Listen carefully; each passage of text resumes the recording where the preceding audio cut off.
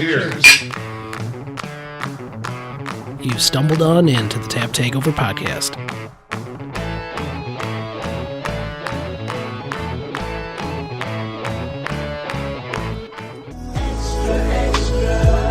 That's right.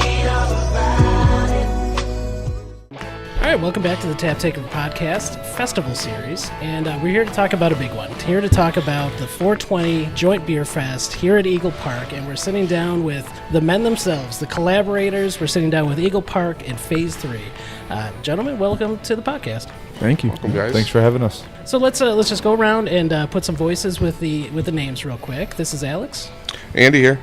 Evan from Phase 3. Sean from Phase 3. And Jackson from Eagle Park. So tell us a little bit about the event. Jackson, you've kind of talked with us previously, so I'm interested to get the guys from Phase 3. What makes you guys excited about this Joint Beer Fest? I think the biggest thing for us was just getting involved with the Milwaukee scene. Shaun and I both grew up in the Chicago area and obviously visited Milwaukee numerous times growing up. We know the beer scene here has always been interesting, and especially as of late with great breweries like Eagle Park opening up has been awesome. So to be invited up here and to get to do something cool with our neighbors from the north is super exciting. Yeah, I kind of could roll off of that too and kind of say that we've been a part of a couple beer fests throughout the country in the past, so it's kind of always fun to see a new city's kind of take on beer and how they react to our brand and our beer and stuff like that. That's always a fun time.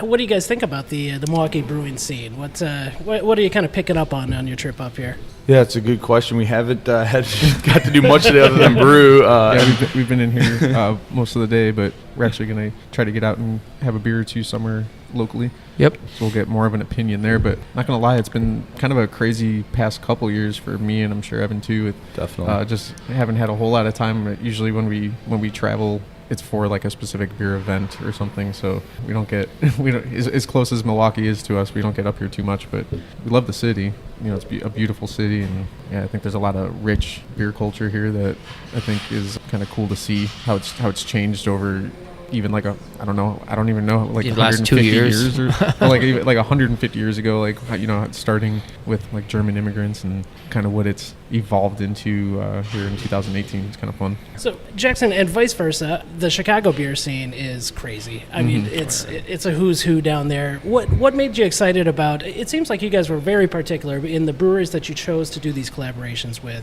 What was it about Phase 3 and some of those other breweries in Chicago that really appealed to you? Well, I think for us, a lot of the beer styles that we make, my first, tastes of some of these beers were from Chicago breweries, and I think they've kind of started a lot of the styles. Well, not necessarily started a lot of the styles, but have been the closest to me where I've had, fresh versions of those styles. And the breweries that we were working with are, very like-minded, I think, to us and everyone. It's just from the people that we've met and kind of hung out with, and we're just cool guys that we like to brew some awesome beers and have a few beers while doing it. So now let's talk about the beer. So what does it look like once you guys have the idea of what you want to do to fleshing out the entire recipe?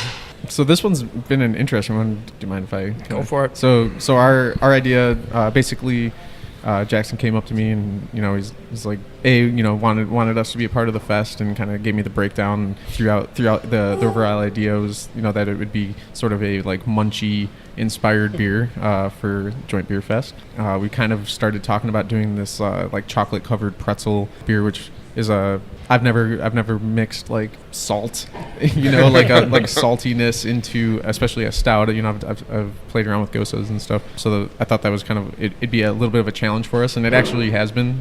We spent a lot of time today even talking, still trying to figure out exactly how we want to approach the pretzel aspect of the beer, whether or not we're going to use actual pretzels or we're going to mimic those flavors through using malt or in salt and stuff like that. So that's been kind of fun. Definitely a challenge for sure.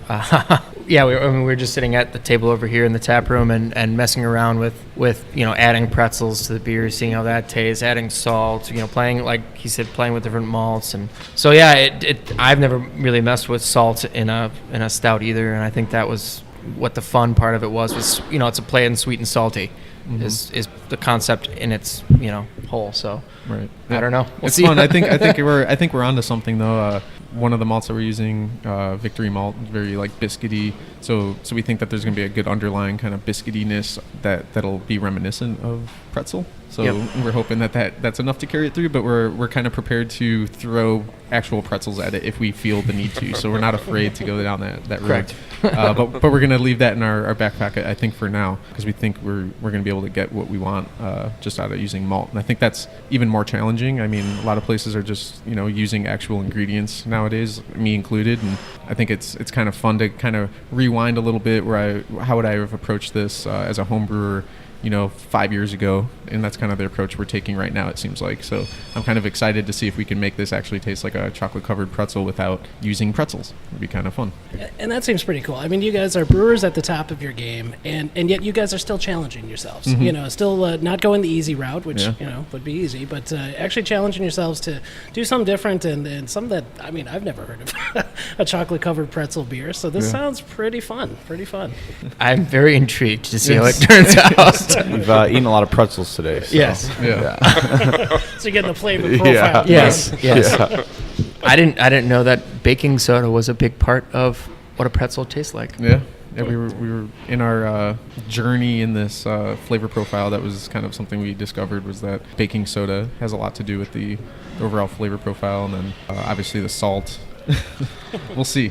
Well, it sounds like you guys have had a lot of fun collaborating on this beer. Any future plans for any more collaborations between you two? We actually, he just ordered some hops, and he's not sure what he's going to do with them. So he was like, "You guys want to come back up, and we'll make an IPA." So that's a possibility. But yeah, for sure, I'm sure we'll work on some stuff in the future. Get you out to Illinois, so. Yeah, or maybe we'll make him come down to us. That's cool. Right, well, Lake Zurch's not too far, right? Yeah. Some breaking news there. Yeah. How far a drive is that? To Lake Zurich from here? Probably not much more than an hour. Yeah. Can't be much more. Oh, sweet. Yeah.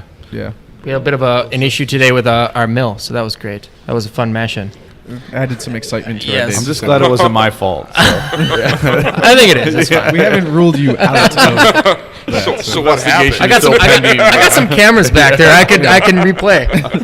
Investigation pending. On Evan's throwing little rocks in the mill. I just want to see what would happen, okay? Right. Curious. I'm a curious kid. So are you guys going to be back up for the festival on 420 then? Yep. To that's the showcase plan. We plan the to be. beer? Yep, absolutely. That's the plan. All right, so another reason to come on out to 420 Joint Beer Fest with Eagle Park, and now Phase 3. We'll talk to you guys in just a little bit about that Phase 3, but that's going to be a different audio. So we're going to wrap this one for now. So for me, for Alex. For Andy. For Jackson. For Evan. For sure. All right, this has been another solid non-fail production.